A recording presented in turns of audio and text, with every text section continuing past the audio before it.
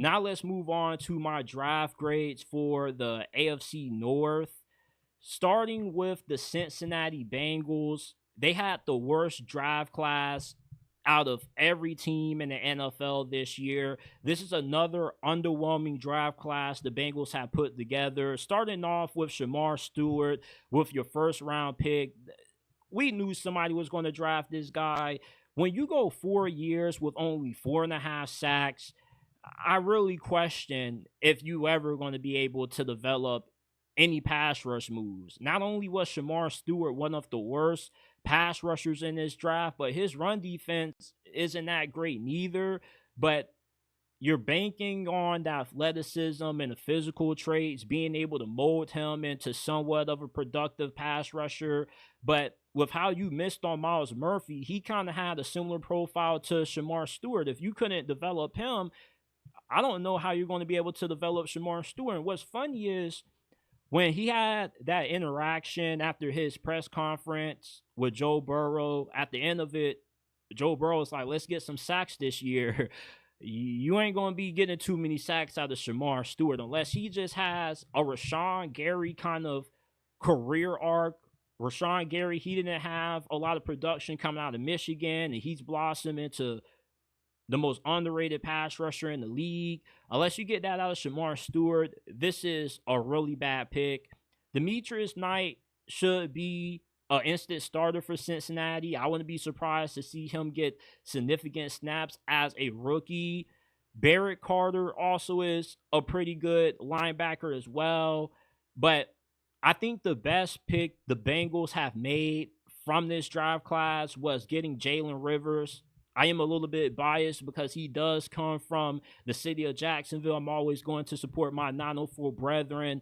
Really big, bulky, not super athletic, but he should be able to come in and let's say he doesn't work out at tackle. You can definitely move him to guard. And he looks more like he'll be a better guard than he would be a tackle, only because you normally want a more athletic guy on the edge protecting your quarterback. A guy like Jalen Rivers, I think he would better be suited if you move him to guard. And with how the offensive line has performed by most standards, it's surprising that Joe Burrow has been as good as what he's been, despite the offensive line being pretty disappointing with the amount of money the Bengals have invested into that unit. So you get Jalen Rivers. If he doesn't work out at tackle, you can definitely move him to guard. The Cleveland Browns. This is the best draft that the Browns have had in a very long time. I can't recall ever saying the Browns had an A-plus worthy draft. You trade out of the second overall pick. You get a first rounder for next year's draft, which that kind of boosts up their grade a little bit. They did get a pretty hefty return for the Jaguars, getting Travis Hunter. Mason Graham, 5th overall. I've kind of soured on him a little bit. The more tape I watched of him, the more I was like, okay, you're a good run stopper. Nobody's denying that. But I don't know if you'll ever turn into a dominant pass rusher from that defensive tackle spot. And when you draft a D tackle this high in the draft, you're kind of looking for that. You're not looking for a bona fide run stuffer. You're looking for somebody that not only is good against the run, but can give you 8, maybe 10 kind of sacks, 10 sacks as a defensive tackle. So, it's not a bad pick. I am banking on him becoming a really good D tackle, but he's good against the run. But his pass rush, you just expect more from a D tackle that gets drafted this high. Then you get a really good linebacker out of UCLA who could be a potential plug-and-play guy. But these next 3 selections that the Browns made after this UCLA linebacker selection were my favorites. You get Quinshon Judkins, not incredibly explosive, but he's a bruiser. I mean, you talk about somebody that's going to put that shoulder down and just absolutely destroy guys in the open field. Quinshon Judkins is that guy. I was impressed with how fast he ran at the combine. He exceeded my expectations, and he got better throughout the course of the season for Ohio State. The first half of the season, I felt he was incredibly disappointing, but the second half, especially during Ohio State's playoff run, he just turned into an absolute tank. And he should immediately command 100 carries or more during his rookie season. You also get Dylan Sampson in round 4. You could get a 1-2 punch out of Quinshon Judkins and Dylan Sampson. Jerome Ford is still there, so he'll probably get a good amount of carries, but I could see both of these guys phasing out Jerome Ford. Maybe Quinshon Judkins probably gets more touches as a rookie than what Dylan Sampson does, but Dylan Sampson immediately should get, a handful of carries because he is the most explosive back on the roster at the moment. Dylan Gabriel, getting him in the 3rd round was a little bit confusing. I felt this was a bad fit for him. He doesn't have a strong arm. He's not really a great athlete. He would more be better suited in a dome kind of environment. And, he threw a few hospital balls last season as well, but he has had a very productive college career. He's played at UCF, Oklahoma, Oregon. So if you're balling out in 3 different stops with several different offensive coordinators, you should translate well to the National Football League. Getting Harold Fenton Jr. is the best pick that the Browns made in this draft. He was getting incredibly nitpicked for somebody that just dominated against Penn State. Penn State could not stop Harold Fenton. Yes, he is a lot slower than, what you would have thought, but watching him on film, he has faster game speed than what we saw in the 40-yard dash. Not a great blocker, but as a receiver, you can move him around. He can be a big slot guy for you. Kevin Stefanski should have a lot of fun with Harold Fenton Jr. And if he doesn't work out as a tight end, he could follow down the same path that Kyle Juszczyk did, converting from tight end to fullback. Getting Shedeur Sanders, though, was the biggest steal of the draft. I wanted the Steelers to get him so bad to the point where I'm strongly considering no longer being a Steelers fan. I feel Shedeur is going to turn into a really good quarterback. At worst, you get Kirk Cousins. At best, you're getting what could be a top 5 quarterback in the league and a QB that can finally get the Browns in the Super Bowl contention. This was an A-plus draft for Cleveland. They didn't really reach for anybody in particular outside of Dylan Gabriel, who could have been available around the 5th, 6th round. Getting Shedeur, though, in round 5, who was graded out by most to be a second-round talent. If you get Andy Dalton out of Shedeur, that's a win. That's good enough to, give you a shot to make a deep playoff run with how well the Browns have constructed their roster. They don't have a bad team. If they can just get some competent quarterback play this year, let's say Shedeur does beat out Joe Flacco, maybe they could get into the playoffs as a 7 seed. The accuracy is there. He's a good decision maker. He didn't really put the ball in harm's way during his 2 seasons at Colorado. And plus, he has several years of experience. Normally, that results in at least having a serviceable quarterback as your starter. I would be really shocked if Shedeur doesn't end up becoming a halfway decent quarterback in the league. The Baltimore Ravens, like always, they dominated the draft this year. They had the best draft class in terms of, with all the picks they had, finding at least 5, 6 guys that can turn into capable starters for you. Malachi Starks is a freak athlete. I won't forget that interception that he had early during the season last year against Clemson. Really rangy, has good instincts. He just flies to the football, really good in coverage. He was the best safety in this draft, in my opinion. Then you get Mike Green in the 2nd round, who most draft analysts had a 1st-round grade on, but due to the essay cases that he had from high school and recently, that bumped him out of the 1st round. I could see Mike Green immediately having an instant impact on this Ravens defense. Maybe he ends up having 10 sacks for the Ravens right out the gate. Really explosive plays with a lot of violence. Emory Jones Jr., right tackle from LSU. You get him in round 3. He should be pushing for that starting right tackle spot. I can't pronounce the name of the guy you had starting for you at right tackle last year. But Emory Jones Jr., I thought he would have been a first round pick. He was talked about as a first round pick for the majority of last season. I don't know what really went wrong for him throughout this draft process. I'm not going to act like I'm some kind of offensive line expert, but I do know that he was a pretty good player at LSU. He held his own. There is a gap between him and Will Campbell. He did have his moments where, he kind of did get bull rushed a few times, but I felt with these first three picks, you're getting guys that should be guaranteed starters and really good ones at that, especially Malachi Starks. Carson Vincent, you could move him to guard, pretty athletic, really great size. But my favorite pick out of this class by Baltimore was getting LaJohntay Western.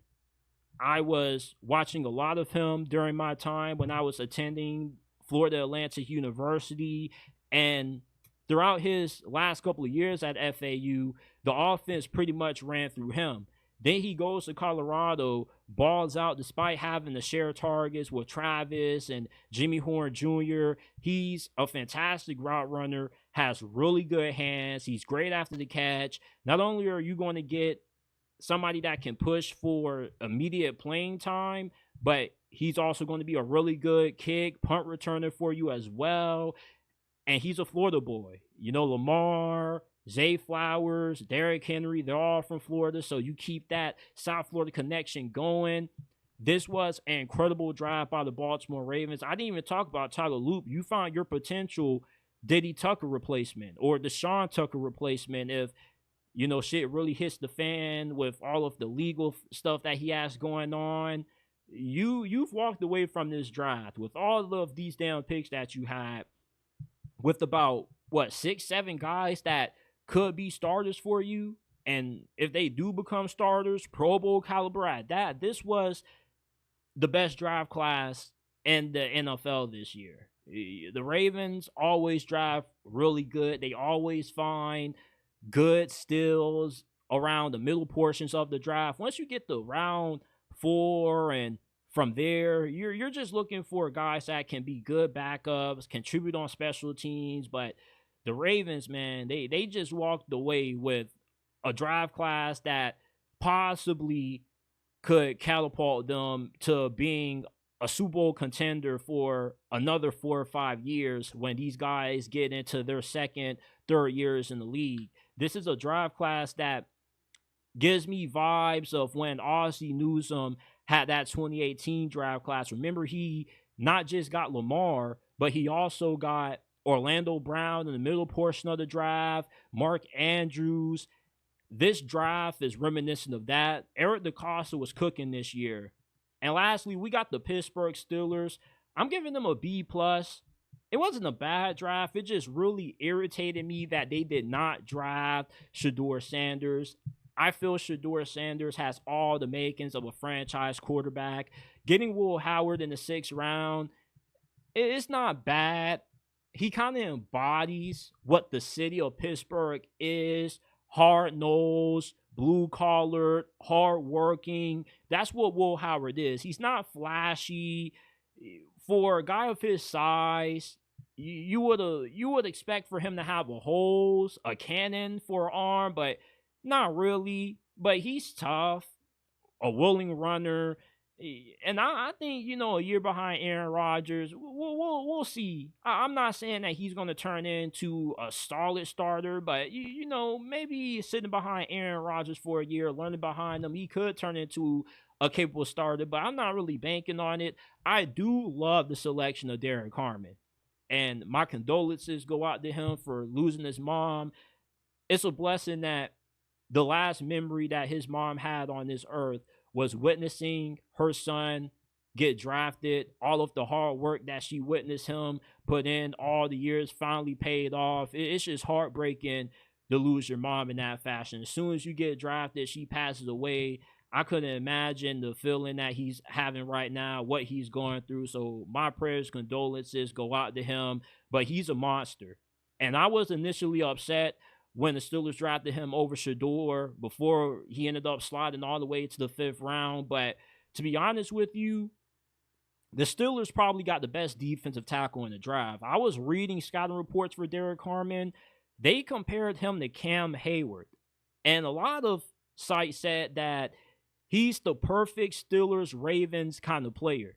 If you watch him at Oregon, he's blowing guys up. Not only was he good against the run, but he was good at getting after the quarterback. That's why I say Derek Harmon was the best D tackle in this class, in my opinion. After watching the film, and look, I loved Walter Nolan a lot, but Derek Harmon, there's not a single thing that he can't do, and he immediately should be starting on the Steelers' defensive line. He's going to instantly improve the run defense, and with the athleticism that he has, this guy coming at you is just downright scary. He had 5 sacks in his final season at Oregon. He possibly could be a 10 double-digit sack guy as a defensive tackle. And if you get that, you're looking at an all-pro level player. And him learning after Cam Hayward, somebody that he has kind of somewhat modeled his game after, who he has looked up to, is going to be great for him.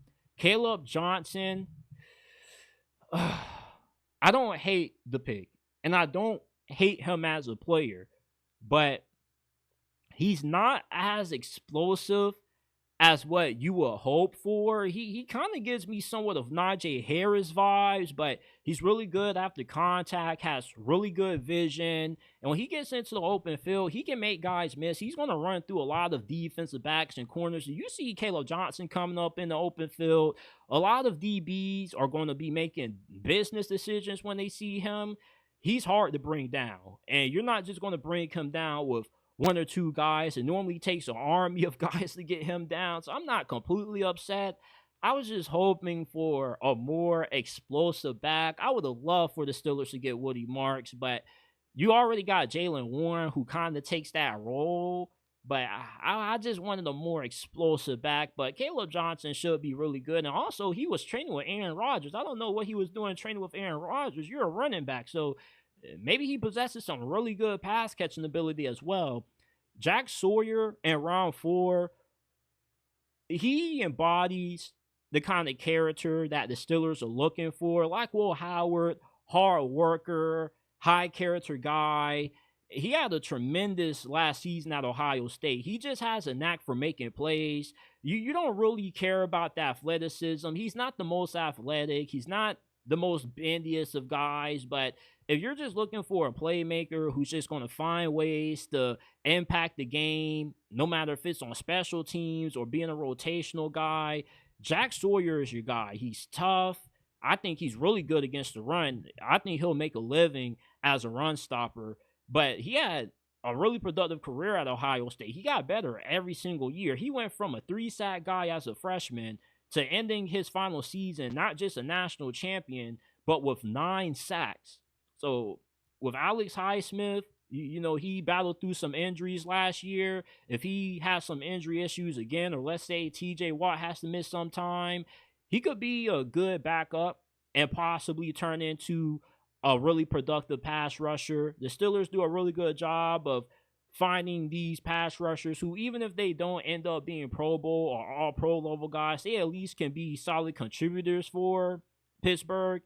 And overall, you know, this was a good draft by Pittsburgh. Not a great draft, but a good draft where you stick to your roots, you improve the biggest area of need, which was the defensive line. You get more depth. You get guys that are going to be really good against the run, which was a big bugaboo the Steelers had late during the season. When they ended up falling apart, teams were just running all over them. I'll never forget during that wild card loss against the Baltimore Ravens, before halftime, Lamar was just running around, just making the Steelers defense look foolish before he threw that touchdown before halftime.